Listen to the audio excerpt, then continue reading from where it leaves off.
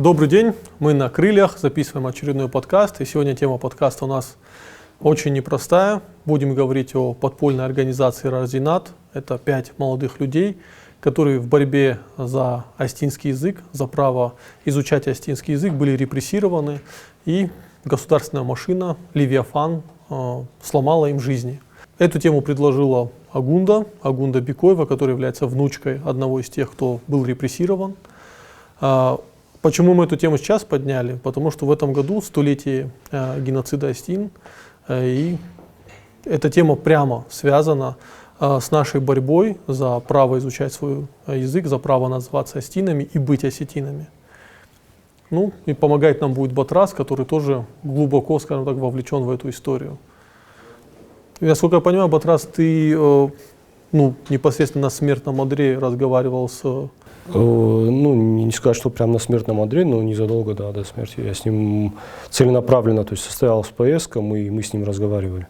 Но я думаю, здесь все же надо начать для полноты картины сначала. Да. Рассказать, что за люди, в каких обстоятельствах происходило. Право прямой крови. Расскажи, пожалуйста, с чего началась их организация, как она долго просуществовала, вообще судьбу, потому что большинство людей в Осетии в принципе не знают, что была подпольная организация Раздинат и что с ними произошло. Я сейчас свои опять замечания такие предварительные скажу, прежде чем начать рассказывать. Во-первых, насчет того, с чего все началось. Вот мы только что с Батиком говорили, а с чего начать? То есть есть определенные какие-то даты, исторические рубежи, там год образования Юго-Остинской автономии, год, когда были закрыты остинские школы. И все-таки, наверное, самое главное, что ко всему этому привело, это было то, что в 2021 году была образована, в апреле 2021 года была образована Юго-Остинская автономная область в составе Грузинской социалистической республики. То есть фактически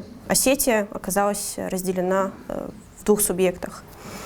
Большевики после 2020 года, после геноцида 2020 года решили нас отдать братской в кавычках Грузинской республике. Да, то есть там была комиссия, осетины хотели быть вместе, но, естественно, после того, что происходило в 20-е годы, об этом речи быть не могло. Так что я бы посчитала это отправной точкой, но просто о геноциде 2020 года можно отдельную передачу снимать, поэтому мы сейчас так перескочим и перейдем, наверное, сразу к 1944 году. Это, значит, уже конец войны. В Южной Осетии закрываются остинские школы. Как это понять? Все обучение переводится на грузинский и русский языки. То есть все дети, которые как раз были в последних классах школы, они фактически оказались в очень сложной ситуации, потому что они не могли закончить школу, не могли получить аттестат. И вот многие мне писали на Фейсбуке, рассказывали, что вот моя бабушка, там, допустим, 28-го года рождения, одного нашего общего друга бабушка, тоже 28-го года рождения, не смогла получить аттестат, потому что не владела грузинским, и никаких поблажек в школе для детей не было. То есть все директивы сверху, они исполнялись очень жестко. Позже, по-моему, в 1949 году на грузинский язык перевели все делопроизводство в Осетии. Всю периодику, литературу. Я в интернете даже искала специальные эти издания, посмотрела «Фидиуак», журнал грузинской графикой написанный. То есть это как бы остинский язык, написанный грузинским алфавитом. Эти издания до сих пор сохранились. Вот «Фидиуак» за 50-й год, Нарт Качета тех времен.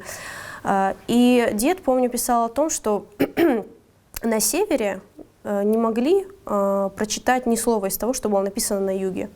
То есть ученые, интеллигенция на севере и на юге, они оказались еще больше отдельны друг от друга. Потому что то, что печаталось на юге, не могли воспринимать на севере. То же самое происходило с кадрами. Учителей остинских меняли на грузинских учителей, директоров всех, в общем, хисотто, все, кто были осетины, их практически всех меняли на грузин, либо оставляли таких вот очень огрузинившихся осетин, которые... Осклопило. Я не люблю это слово. Да, наверное, да. Суть была в том, что вот эти осетины, как правило, оказывались самыми исполнительными, самыми жестокими. Сами же вколачивали гвозди в крышку гроба языка, в крышку гроба нации. Народу это не нравилось, но, естественно, все очень боялись о чем-то заговорить. Интеллигенция молчала. А те, кто не молчал, те очень быстро пропадали. Вот, например, я тебе рассказывала до этого, помнишь, твой однофамилец Пухаев, он, по-моему, в нарком... Короче, он работал в просвещении тогда, и он что-то сказал по поводу языка, в защиту выступил, и больше его никто не видел. Ну, это из книги Ванеева, что ты мне Это прислал. из книги Ванеева, да. да. Я сейчас пытаюсь найти, идентифицировать, кто конкретно это был из Пухаевых. Открыто никто не выступал, и людям это не нравилось, но все это оставалось на в разговорах там на кухне, где-то в университетских столовых. И то люди очень боялись, потому что постоянно друг на друга доносили. И в 1949 году появилась,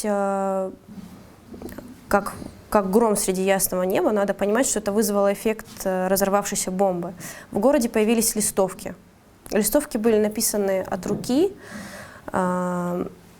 Из «Комсомольской правды» вырезали слово «правда», наклеили в заголовок, все остальное писали от руки. Были приведены издержки из работ Сталина и Ленина, в том числе «Марксизм и национальный вопрос», там, где у Сталина говорится, что каждая нация имеет право учиться на своем языке. То есть листовки фактически не носили какого-то антисоветского характера, просто там говорилось о том, что каждая нация вправе сохранять родной язык, учиться на нем. И в листовках призывалось к возвращению осетинского языка в школы. За распространением этих листовок стояли 5 молодых людей, самому старшему из которых на тот момент был, по-моему, 21 или 19-21 год. По-моему, самый старший был Ладик, он 29-го, кажется, года. Ты не помнишь? Владимир Ванеев. Ну, а то, что он был самый старший, это я помню, но вот сколько ему конкретно было? Ну, не намного, то есть они практически все были ровесники. Дед был младше, деду было 19, дед 30-го года. Вот давайте Ладику. поименно всех назовем, чтобы Да, знали. их 5. Это Владимир Ванеев. Кто книгу написал, да. Ладик написал не одну книгу, он написал несколько книг. Он вообще довольно известный в Южной Осетии был публицист и драматург. Он окончил филфак, то есть у него много книг. Но да, вот та книга, о которой ты говоришь. Владимир Ванеев, Георгий Бекоев, Заур Джоев, Лев Гасиев и Хажби Габуев. 5. Изначально костяк состоял из 4 человек. Это все перечисленные, кроме моего деда. Откуда они взялись? Это были участники литературного кружка. В Цхинвале был тогда Союз писателей, был журнал «Фидиог», редакция, но существовали и более такие какие-то неформальные объединения, какие-то творческие кружки. Вот одним из кружков был кружок, в котором состояли эти 4. Они почти все писали стихи, по-моему, только Лева не писал. Пробовали себя в качестве писателей и вот жили такой интеллектуальной жизнью. И вот они решили этим заняться. Штаб-квартира у них, так сказать, была в квартире Хажби Габуева. Там они занимались тем, что по ночам писали эти листовки, варили клей, и по ночам же ходили по городу и расклеивали их. Можно сразу вопрос, чтобы зрители поняли трагичность картины. Какие сроки они потом получили? Больше всего получил Ладик Ванеев, ему дали 25 лет. 3 дали по 10 лет, меньше всего дали моему деду 8 лет. Хажби отсидел очень долго, да. 4. Ему докинули потом уже. Ему докинули, да. В общем, 4 были освобождены и реабилитированы. Через сколько они были? После смерти Сталина? В год смерти Сталина, да, потихоньку их всех выпустили. И самым несчастливчиком оказался Хажби Габуев, которого тоже должны были выпустить, но незадолго до его освобождения там что-то произошло в лагере. Ты знаешь, что-то? Просто я не помню. Но провиниться в лагере было очень нетрудно. Да, что-то произошло, ему докинули. Да, и ему докинули еще 15, и он отсидел еще 10. Есть известная фотография, где сидят уже освобожденные члены организации вчетвером, и нету 5-го. Вот 5-й как раз еще тогда сидел. Да, Хажби тогда сидел. Причем их никто не уведомил о том, что ему продлили срок. То есть вот мать и сестра ждали... То есть он 15 лет отсидел, получается, 13, 13 в общей сложности 13 лет он отсидел, и мать и сестра ждали его освобождения, потому что все уже приехали, все вернулись там, Ладик, Лева, дед, Заур. А остальные минимум 4 года отсидели тогда, да? В 51-м их летом арестовали в августе, да, и в 53-м освободили. То есть молодые люди, которые искренне верили в социалистическую мечту, да, в равенство народов перед коммунизмом, апеллировали к Сталину и к Марксу, причем за это жестоко поплатились и были осуждены. И если бы не смерть Сталина, скорее всего, они бы отсидели полные сроки, но началась либерализация, стали отпускать людей. И им просто повезло, что человек, в которого они верили, который на самом деле был страшным тираном, просто умер. Для них это, естественно, было неочевидно, они были как бы дети своей эпохи. Это, кстати, важный момент. Да, это очень важно понимать, что тогда это для них это абсолютно не было очевидно. Они думали, что в Москве не знают о том, что происходит в Южной Осетии, что вот этот беспредел, вот грузинский шовинизм, который примешивался к самой репрессивной машине, то есть в Южной Осетии к этому ко всему еще примешивался грузинский шовинизм. И они думали, что в Москве об этом ничего не знают. И как только узнают, то сразу пришлют комиссию, все совсем разберутся, язык вернут и так далее. Естественно. А в Москве сидел главный грузинский шовинист и строил свою маленькую грузинскую империю. Это не мои слова, а слова Руслана Абзарова. Сталин строил две империи, большую и маленькую. Первый Сахаров сказал именно в этой формулировке «малая империя». Ну да. Вот. Ну, а осетины были расходным материалом. Да, действительно так. На самом деле, если, насколько я знаю, 3 из них написали воспоминания по этой теме. В крайнем случае, я читал только 3 книги. Это книгу Хашбига Буева, книгу Ванеева «Воспоминаний». Еще и Дедовскую. Ну и да, и Георгия книжку. И я их просто читал давно, и какие-то факты, они у меня перепутались в голове, я уже не помню, что из какой книги. Ну, они дублируют друг друга часто. Да, да. Но на самом деле есть подборка материалов, связанных с Рожденадом. Она есть в электронной энциклопедии Бажевсек, насколько я знаю, недавно файл обновили, да? То есть в Дарьяле тоже есть статья «Рожденат». В Дарьяле не статья, в Дарьяле были опубликованы эпизоды дедовских мемуаров. Да, он их назвал «Мои гастроли в сталинских лагерях». Дед был актером, он закончил МХАТ в поколении Высоцкого, Табакова, дружил с ними. И он был до конца жизни проработал в театре. Это очень хороший, это очень сильный текст.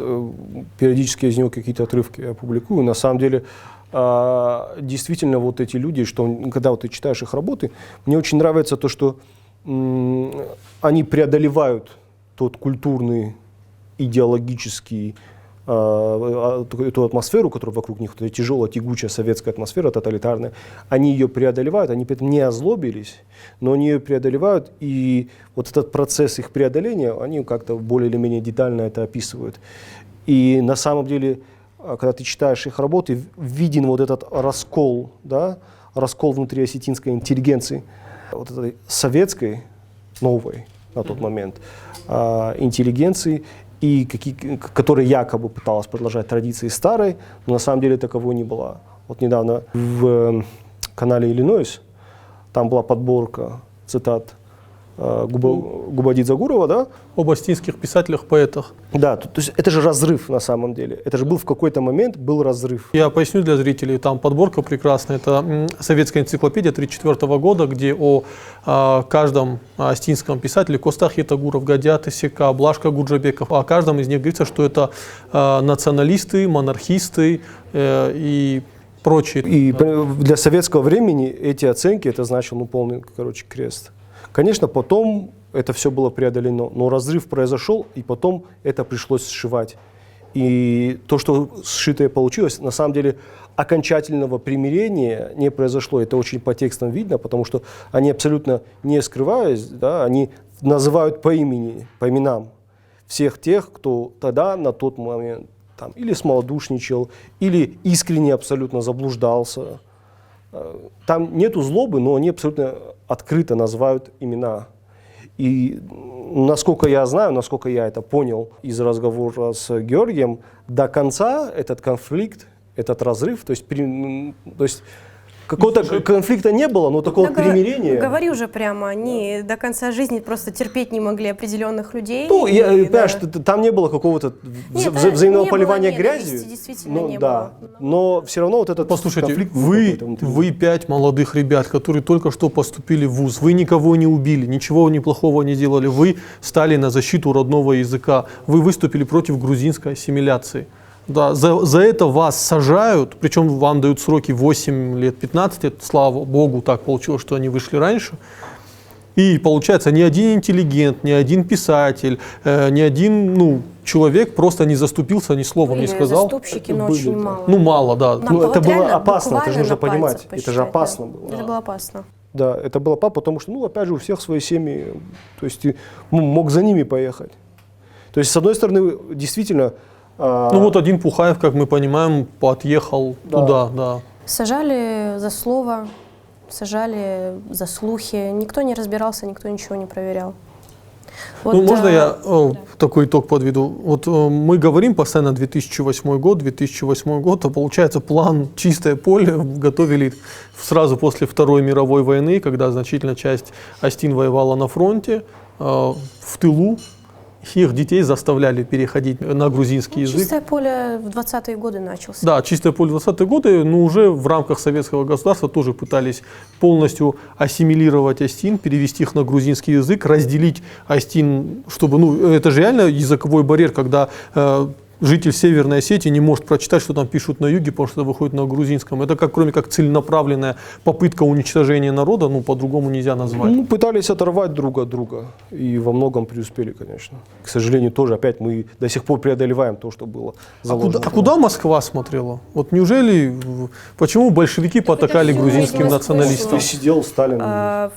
То, что произошло в Южной Осетии, это не уникальный инцидент. То есть остались только грузинский алфавит и армянский. Арабское письмо, латиница, все было искоренено. Ведь параллельно на севере с латиницы перешли на кириллицу. Да. Так что вот тебе ответ на Потом, когда Прибалтику присоединили, им еще оставили их латиницу. Да. Получается, большевики поддерживали грузинский национализм? Если так это формулировать, то да. Большевики решали, понимаешь, это было движение мультизадачное. То есть все движение большевиков не сводилось к тому, что они поддерживали. Мимолетом, да, но в том числе они решали свои задачи. И грузинские большевики решали свои задачи, там какие-нибудь эстонские коммунисты тоже какие-то свои задачи решали. Другое дело, что у грузин было привилегированное самое серьезное лобби, да. И если ты, допустим, посмотришь... Грузин сидел в Кремле, господи. Да, до Хрущева, если ты посмотришь силовой блок, там НКВД, то это сплошь грузинские фамилии. Или грузины, или армяне, но тбилисские. Батраз, знаешь, что хочу тебя спросить? Ты мне рассказывал твои беседы, да, с Агунданым дедом. Мог бы ты их озвучить? Ты мне рассказывал, с какой мыслью он уже готовился к смерти.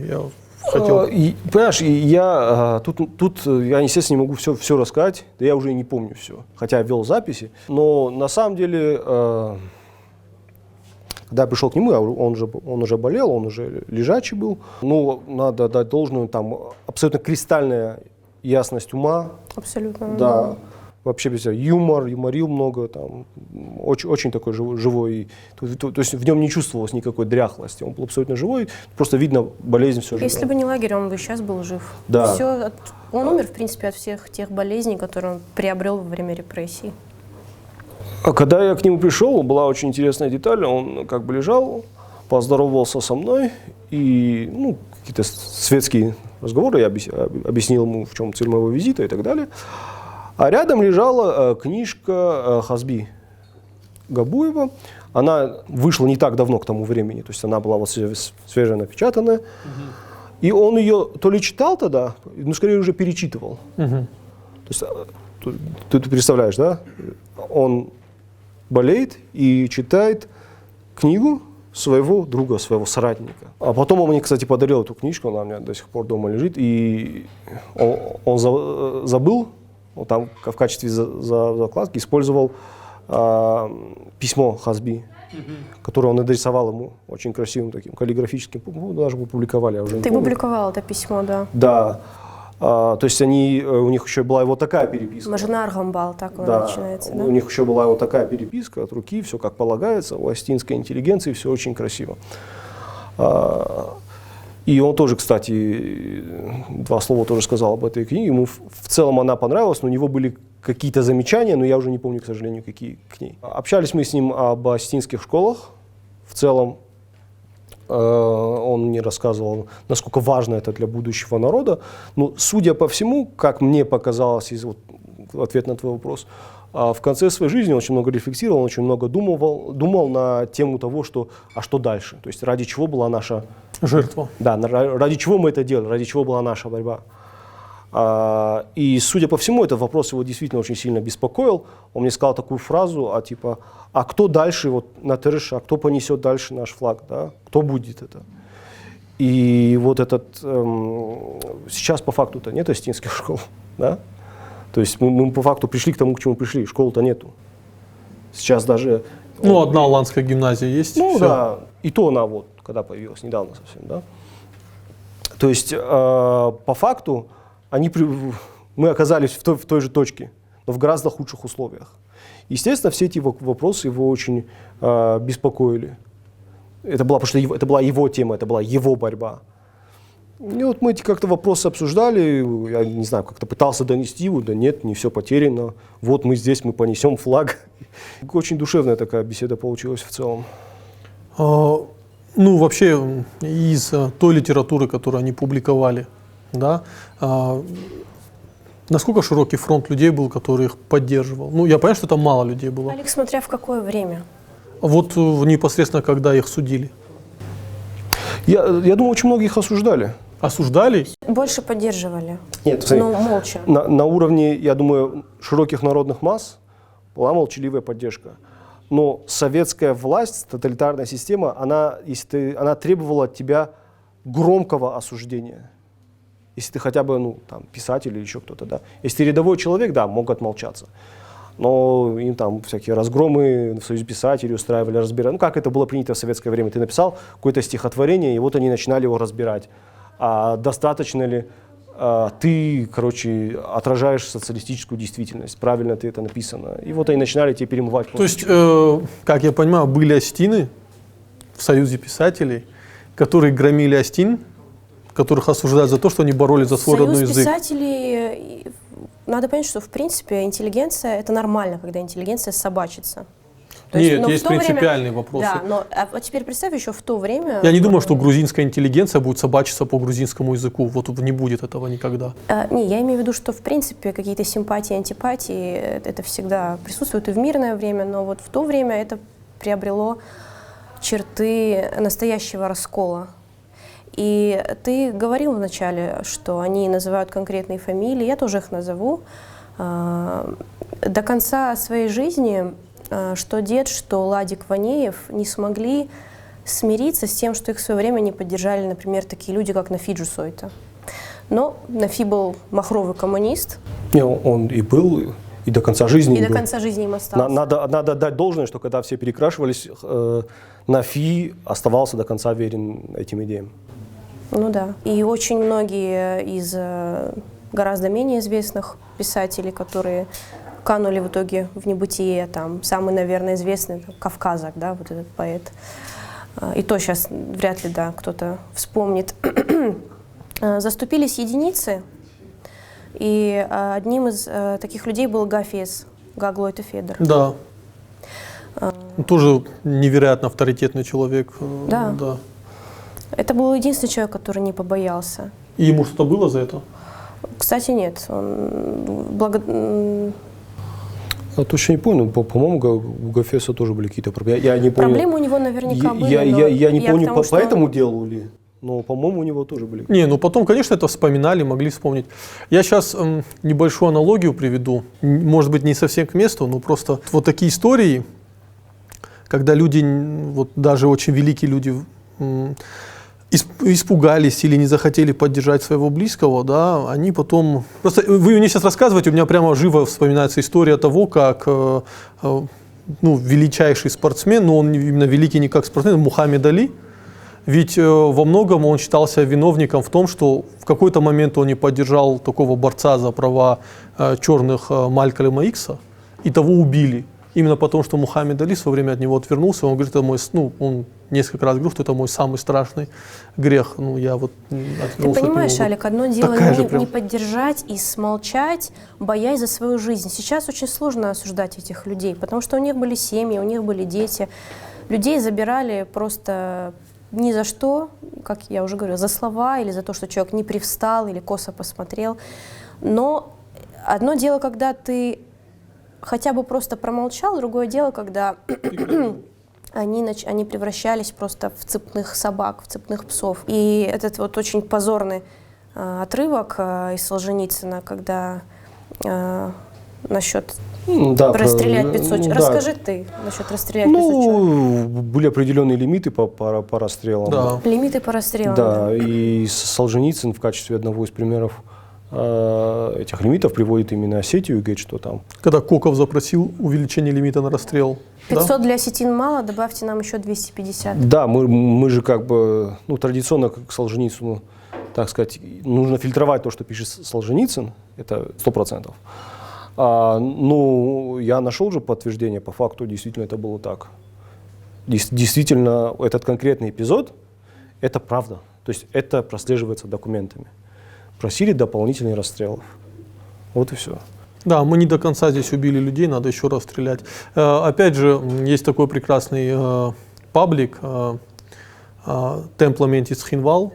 Он публиковал фрагмент о том, как вот в 1937 году должны были вывести группу людей, которых посчитали политически неблагонадежными, их вывезли в горе, должны были вывести, но поскольку конвоирам было лень их везти до горя, они их вывезли до ближайшего, выехали из Хинвала, просто вывели толпу, расстреляли, написали, что при попытке побега они убили там около 15 человек. 25, по-моему. 25, да, человек.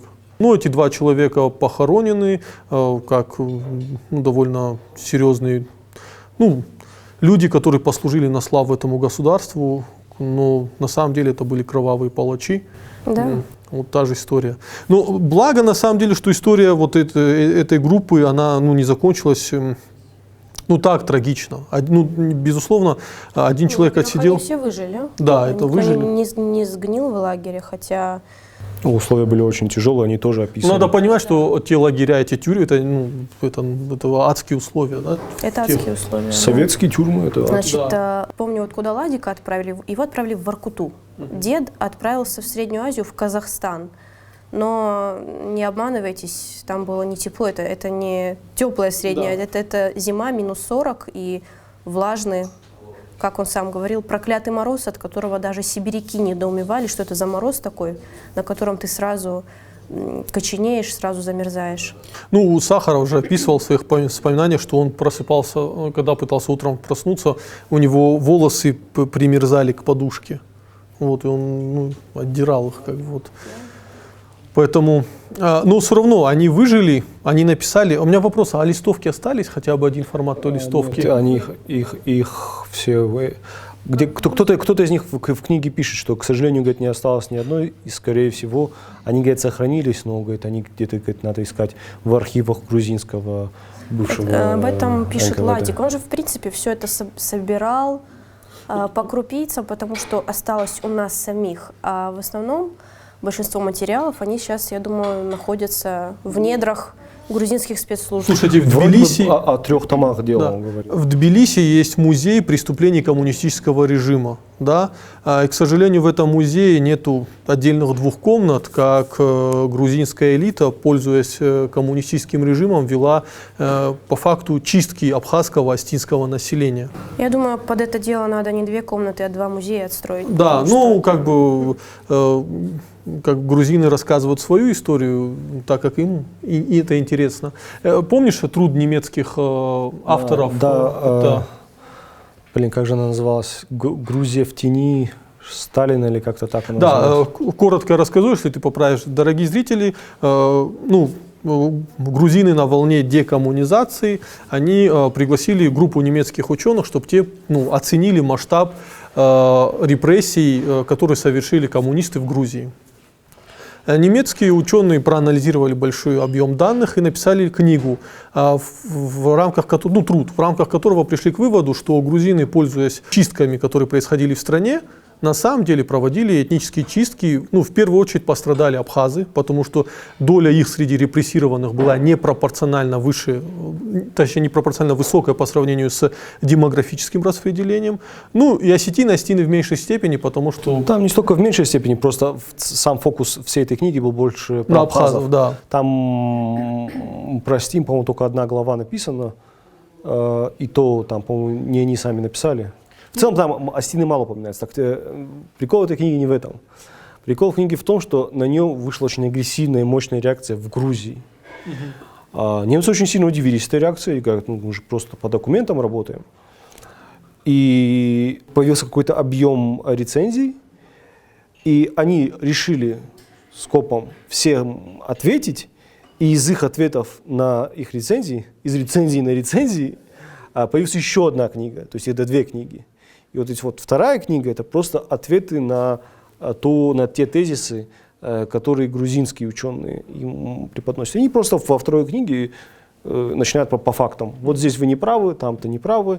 И, главный тезис обеих книг — это то, что они действительно воспользовались этим делом для того, чтобы решить осетинский, абхазский вопрос. Решить эти 2 вопроса. Я думаю, что в Осетии тоже стоило бы привлечь ученых из Германии, да, которые бы провели подобный анализ. К сожалению, я думаю, что доступа к документам грузины никогда не дадут осетинам, потому что это будет... тогда получается, что музей... Нужны инсайды. Да, что музей преступлений грузинского коммунизма можно будет делать, открывать в Цхинвале. Это ломается их, так сказать, нарратив, потому что они строят свой нарратив на противопоставлении грузинского и советского. Собственно, советизация Грузии, она даже так и называется, грузино-советская война. Может, отчасти это и справедливый термин, но просто вычеркивать там грузинских большевиков, оставлять Ноя Жадани, вычеркивать Филиппа Махарадзе, то есть и мы должны рассматривать как бы историю в комплексе. Слушайте, понимаете, на самом деле не важно, признают это грузины или не признают, или немцы признают. Тут суть в том, что осетины сами не в курсе геноцида собственного народа. Да, действительно. И изначально носиться со всем этим стоит ради того, чтобы мы сами об этом узнали. Потому что когда человек с фамилией Валиев спрашивает тебя, о чем речь, как-то Тут больше я скажу, в этом, 2020 год – это столетие геноцида осетин. Массового убийства осетинского населения на юге Осетии. Причем даже грузинские военачальники были в шоке от даже сам Жордания, как описывают, был сам в шоке от той жестокости в отношении мирного населения, которое проявляла грузинская национальная гвардия. И многие... Генерал Квинитация путаешь. Кто? Генерал Квинитация был там. Это он об этом написал. Вот недавно в Бажевсаге были его мемуары. Да. Вы про книгу 20-х годов говорите? Да, то есть... Воспоминания генерала. Да. Да, Как горят осетинские села, Нет, это Валико Джугели. Джугели, да. Как она называлась? Мой крест или как-то она так? Тяжелый крест она называлась, да. Да, то есть А это другой. Совершенно страшная картина. И, на юге Осетии будет, я как понимаю, большое мероприятие в связи с геноцидом осетинского народа. Я не знаю, будет ли на севере Осетии вообще происходить какие-то мероприятия. И посмотрим. Да, потому что, на мой взгляд, если это так произойдет, если на севере Осетии про это никто не скажет, никак эти мероприятия не будут синхронизированы, то это будет большой позор. Да, то значит те, кто хотели отделить... Возвращение в исходную точку, да. Те, кто хотели отделить, значит они добились своей цели. Более того, до сих пор не стоит памятника. Во-первых, на севере Осетии, да и на юге, люди не так хорошо в курсе, что вообще происходило в 20-х годах. Люди не в курсе насчет Раздинат. Много ли ты людей слышал, которые в курсе о Раздинат? Об этом слышали только те, кто читал материалы Батика или читал какие-то мои блоги, в принципе, на эту тему. Я это читал из блога Батраза, узнал, да. Нету медийных каких-то материалов. И об этом надо рассказывать, это надо увековечивать. Кстати, Рома Хугати обещал. Я специально скажу это в эфире, чтобы он таки сделал это. Роман Хугати хотел сделать в Цхинвале стрит-арт с изображением участников Рожденада. Я все жду, что он наконец доберутся у него до этого руки. Ну, это было бы прекрасно. Я больше скажу, что, ну, вот знаете, есть такая вещь, как коллективная память. И спустя годы можно понять, что с ней можно работать. Как можно работать с коллективной памятью, мы на примере Беслана, по-моему, все убедились, да, как быстро какие-то фрагменты забываются и как, ну, и переворачивают историю, и в итоге все очень кажется странным. Хотя на первых порах всем было все, в принципе, ясно. Можно легко из памяти целого народа убрать фрагмент событий 1981 года. Можно стереть из памяти 5 молодых ребят, которые боролись за право осетин изучать осетинский язык. Просто взять и стереть.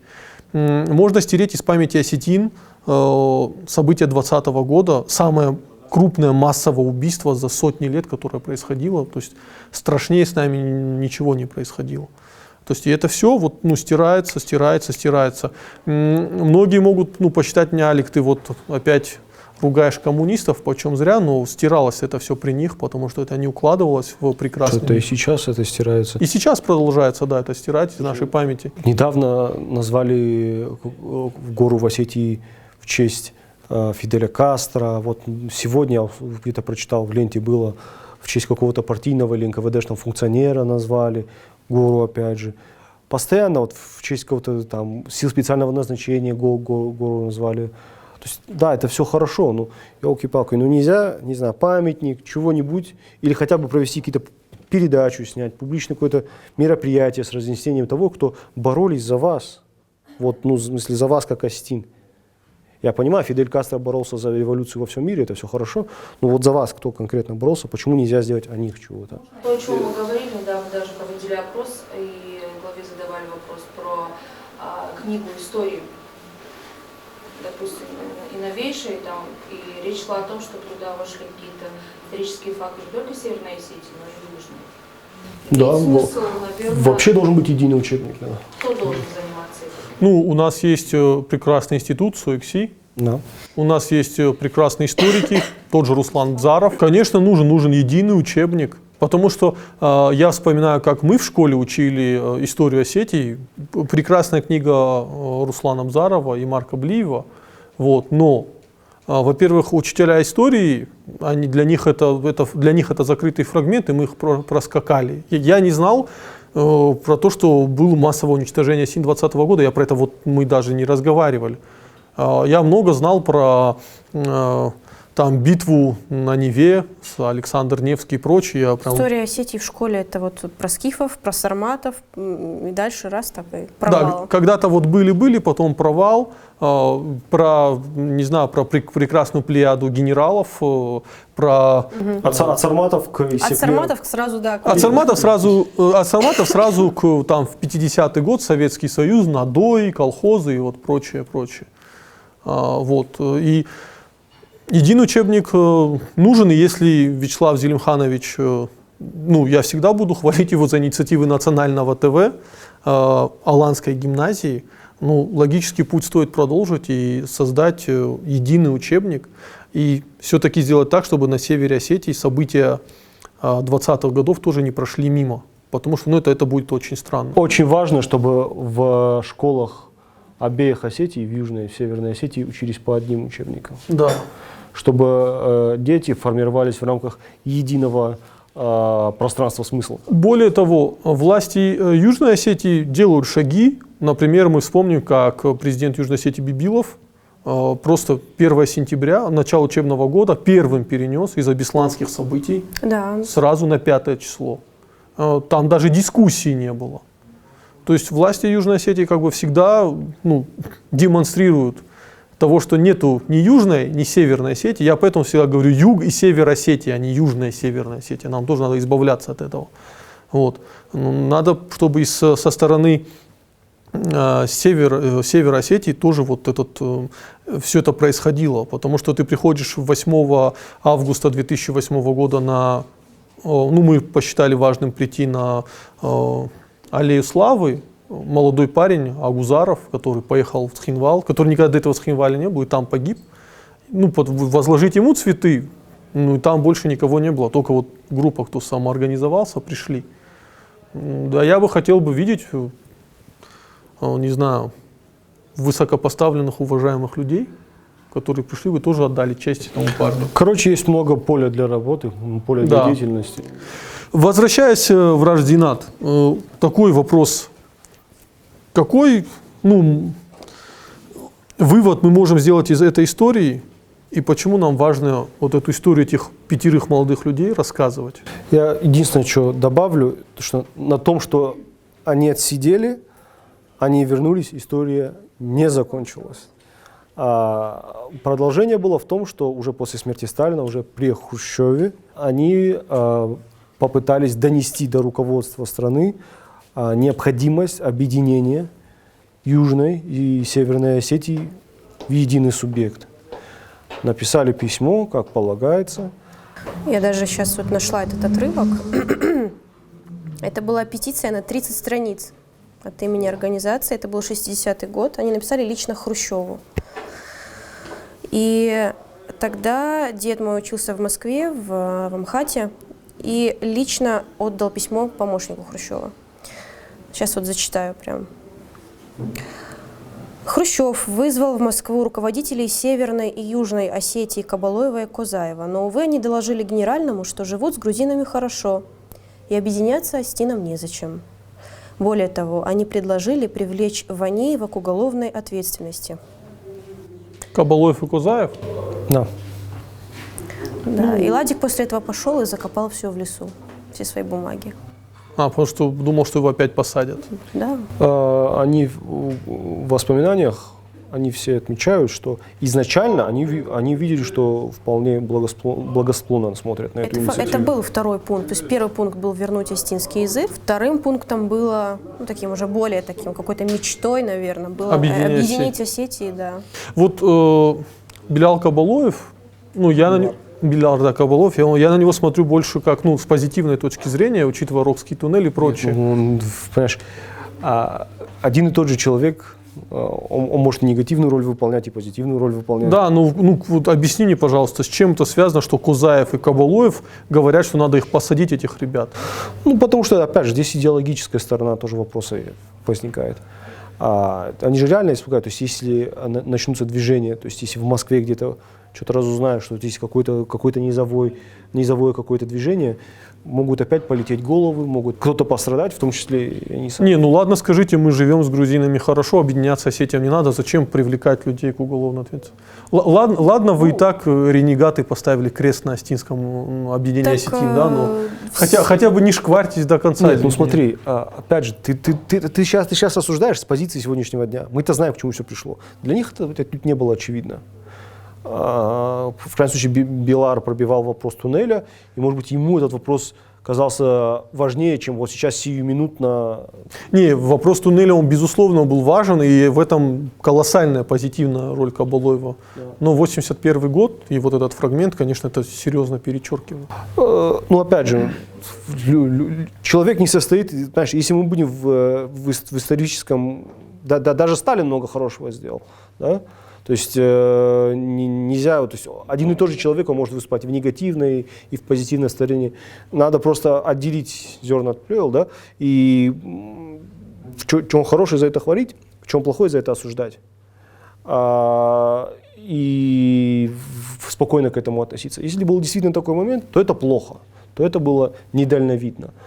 Но сам факт того, что тогда, уже после смерти Сталина, то есть эта борьба за объединение Осетии, она не состоит из 1920 года и 1990 года. Да? Этот вопрос постоянно поднимался, периодически. Кстати, грузинская пропаганда пытается сказать, что никогда этого вопроса не было, вот все жили нормально, но опять разговаривать со своим отцом, и как только Советский Союз стал штормить, как быстро молодежь на юге Осетии объединилась, и первые требования объединения Осетии было, да, и вот Адамон Хас как сформировалось, и как крупные партийные руководства, вот эти уважаемые люди, которые вели светлое, прекрасное будущее Осетию, как они открестились от этих молодых ребят, а когда началась война, именно молодые ребята, басота, так можно сказать, да, не интеллигентные мальчишки, а именно те, кто вот, ну, уличные ребята, они защищали Цхинвал. Вот «Зарас Биазарти» хороший текст на эту тему. Это всех святых. Они же были фактически предшественниками Рождената, это были предшественниками, предвестниками того, что будет происходить потом. Причем они дожили до этого времени. То есть в каком-то смысле, может быть, увидев, что в итоге Южная Осетия освободилась, была признана в качестве государства.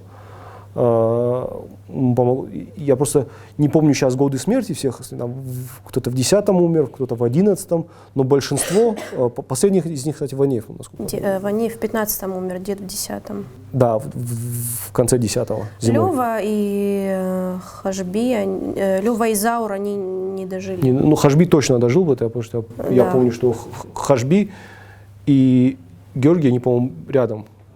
Хронологически их смерти причина, насколько я помню. Да, да. А, кстати, я как раз тогда в Осетии был, на похоронах у Владимира Ванеева. Мы поехали отсюда вместе с Заурбеком Токати. То есть мы там тоже успели побывать. И это тоже какая-то очень важная символическая вещь была для нас.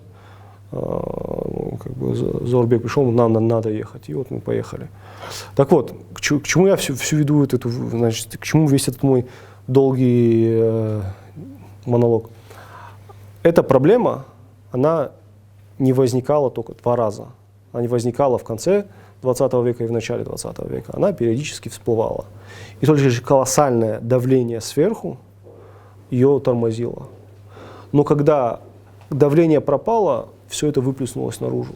И они, да, некоторые из них не дожили до признания, да, но дожили хотя бы до того, чтобы уже Южная Осетия провозгласила себя государством.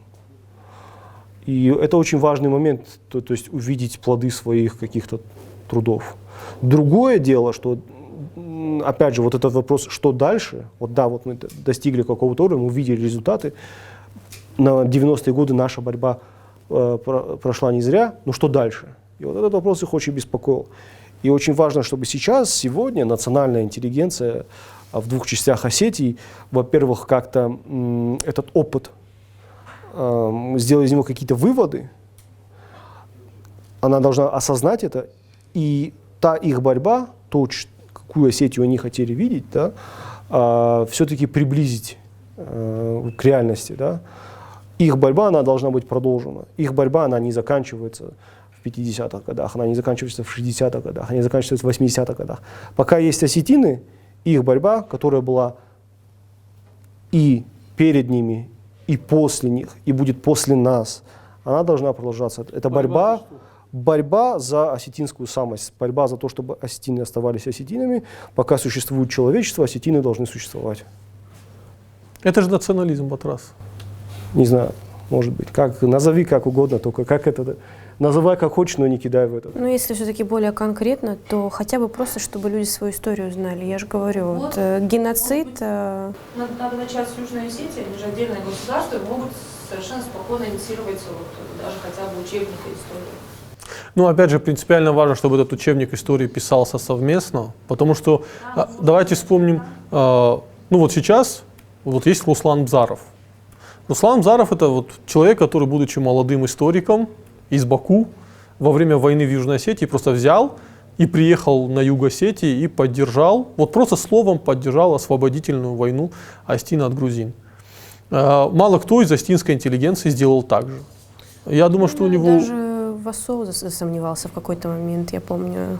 Васо как... Ну, он уже был глубокий старик, конечно. Васо пытался... Ну, Васо... Да, есть один эпизод, который иногда вспоминает Южная Осетия, это как бы не умаляет его авторитет, но Васо как бы пытался спустить на тормозах, пытался, чтобы был все-таки мир. Но мне кажется, что именно отрыв осетинской и грузинской вот, разрыв от интеллигенции произошел со смертью Тагашвили, он же Тогоев, да, профессора Тогоева. Я помню в воспоминаниях, по-моему, Чибирова описывается, что как раз-таки вот уже звездисты тогда себя очень так чувствовали вольготно, началась травля Тагашвили, и вот эти переживания все привели в итоге к его болезни и смерти. И как раз вот только-только разворачивались, как бы конфликт только-только разворачивался, еще не было боевых действий, но уже в воздухе пахло войной, и как, значит, остинская интеллигенция, и грузинская тоже, они, значит, поехали на похороны Тагашвили. Но уже там, хотя несмотря на то, что они как бы единая группа, да, но уже между ними было какое-то недоверие. И мне кажется, что вот конкретно вот этот момент, это был момент окончательного разрыва. И для Абаева все-таки Абаев, он был очень глубоко погружен и в грузинскую культуру, естественно, в остинскую культуру.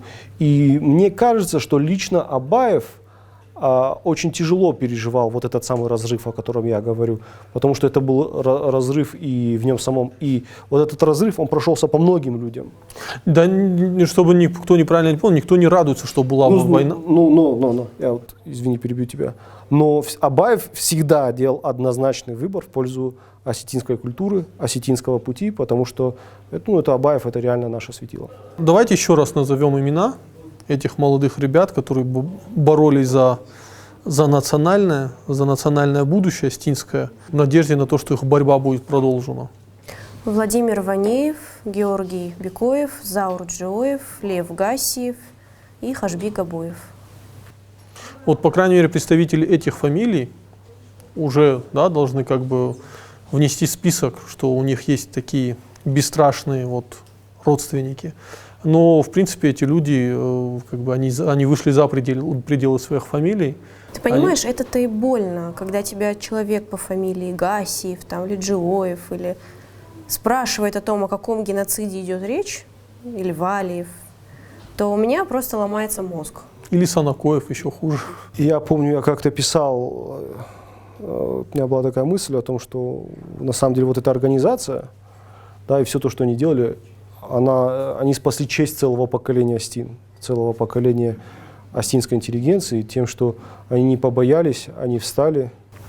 Опять же, не побоялись группы, это не 35-летние, это молодые парни, которые только закончили школу. 17-19 лет. Да, то есть это, я себя в 17-19 лет вспоминаю, это какой уровень самосознания должен был быть у человека, чтобы он сидел ночами, писал листовки и распространял их, и потом за это поплатился. Это просто колоссальный уровень самосознания. Вспомните без себя, дорогие зрители, вспомните себя в 17-19 лет.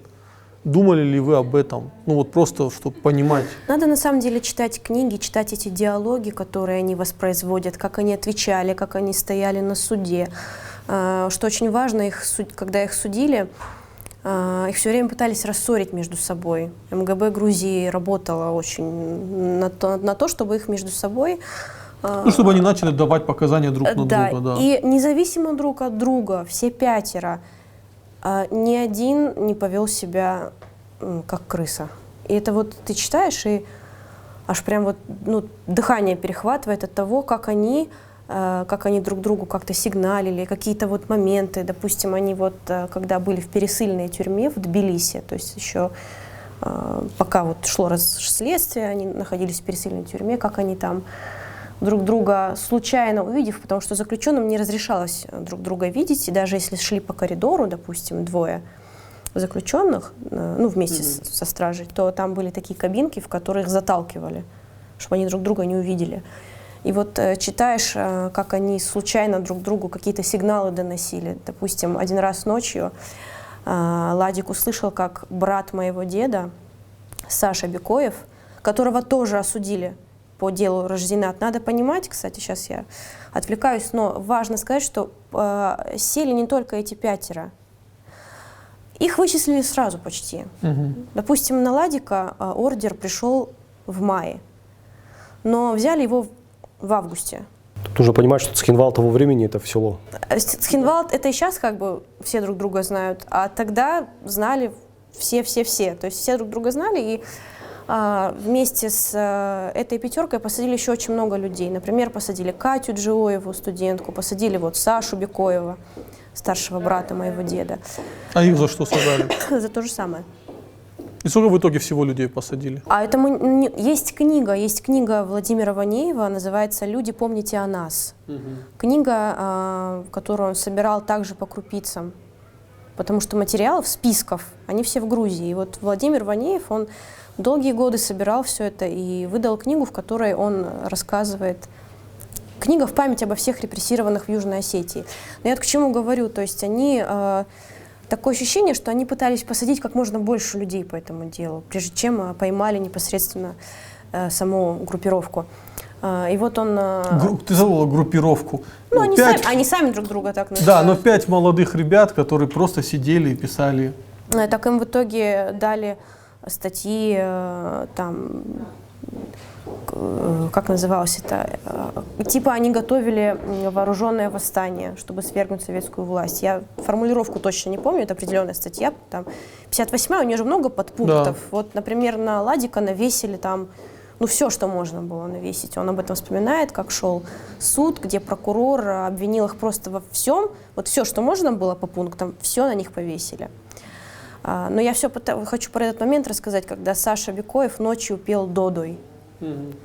Не знаю, как его постоянно избивали за это, били, причем тросом железным по ногам, по пяткам, просто до крови. А Саша был очень сильный. И как-то он сказал одному из надзирателей, тот ему дал пощечину, и он ему ответил: если я ударю, то берегись. И, ну, в общем, такие люди, ну, можешь себе представить, вот цхинвальцы тех годов, такие вот, такой масти люди, такие, знаешь, которые не терпели издевательств над собой. Они все время пытались там качать права и очень жестоко издевались над ними. И вот Ладик услышал, как Саша поет «Додой», и интересный момент, почему именно «Додой». Его спросили, Сашу, оказывается, его спросили: у вас есть гимн у осетин? И он подумал и начал петь «Додой».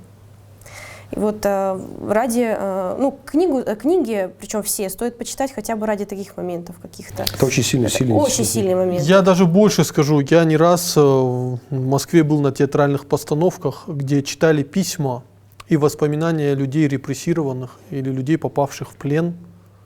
Да, вот, ну вот, и это очень сильно было.